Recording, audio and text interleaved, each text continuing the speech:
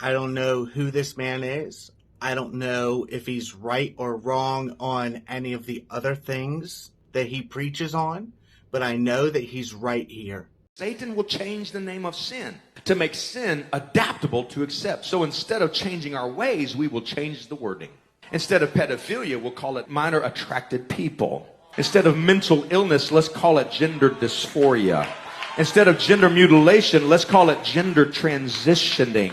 Instead of lust, let's call it love. Instead of calling it a spiritual battle of good and evil, let's call it political. Let's call it a phobia. Let's call it hate speech. Call it something else. It's no longer sin. It's a complex. It's an addiction. It's a disorder. It's an obsession. So we don't feel bad about our sins. We change the name of them. And when we hear the truth preached, we feel conviction, but we condemn the preacher as hate speech. Manipulation of language, manipulating and convincing the American people of things that are inherently false. It's almost as if when you're listening to him, you're hearing somebody from the actual novel 1984 by George Orwell speaking about what is going on in their fantasy world, but also, and this is the worst part, it's what's going on in our nation today. Can you provide a definition for the word woman? Can I provide a definition? No, Yeah. I can't. You can't?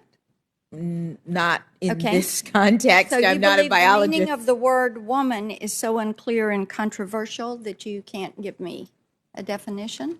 You would be insane to try and convince me that that is not a perfect description of today's celebrity culture, which distracts low information voters from what's really going on in American society today, leading them to vote for whoever's going to give them the most in the short term against their own interests in the mid to long term. That's what's happening. You're not going to be able to speak about women's rights because you will be arrested or denigrated or ostracized or censored if you even attempt to define what a woman is. How can women's rights exist if women don't exist? Do you see? And this pastor, whoever he is, he nails what is happening. And the power of manipulating language in the thoughts and the mindset of the average American. It might be accidental, but he stumbles on something that's perfectly illustrated by this quote in 1984.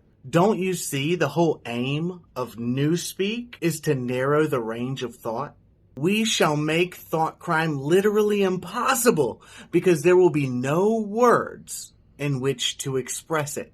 1984, this book that was a warning by George Orwell, but which has now become the de facto training manual of every leftist in America. The party removes the power of an individual over his mind, and they use language to implant their own ideas so that they can take absolute power. That is the goal of Newspeak. That is the goal of redefining reality through various vague terminology. That's why in the UK, they're not even allowed to use the term vagina. They have to say bonus hole. You think that's a lie? Look here. It's not a lie. I'm not lying to you.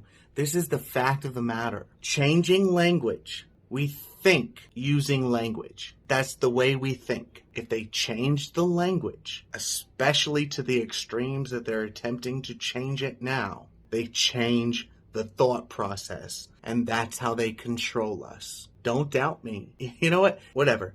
Doubt me and pay the consequences. I'm not wrong, but I hope that you figure it out before they put you in a concentration camp, which they have deemed the love school. Okay? I hope you figure it out before that happens. Just like what was written over Auschwitz. Work shall set you free. Free means death. Work means slavery. But if that's the way you guys want to play it left in America, if that's the way you want to play it, good luck. Because I don't think you're going to be the ones that survive those purges that the elite globalists who have taken over so many bureaucracies in our nation. I don't think you're going to be the ones that survive that. I mean, hey, play your odds, I guess. But good luck. My name's Corey Allen, and I am the founder of the Overton Report, and we are coming after the left, and we will never stop, no matter how much every single corporate media outlet in the state of South Carolina or the United States as a whole comes after us. We will never stop. Come and get me. Come and get me.